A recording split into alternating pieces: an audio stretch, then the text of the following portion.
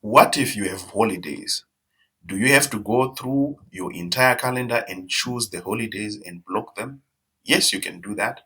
But if your country has this function, it will help you to automatically block all holidays from your schedule.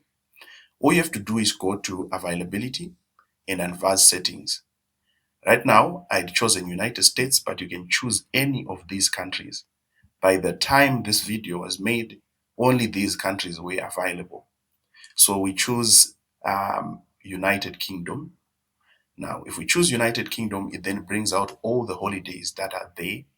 We can then choose to say, I am working on May Day, so I'm going to turn that off. Then my schedule will be on.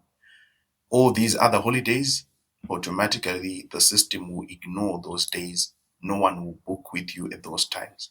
So this is a very useful function if your country is been included on this list.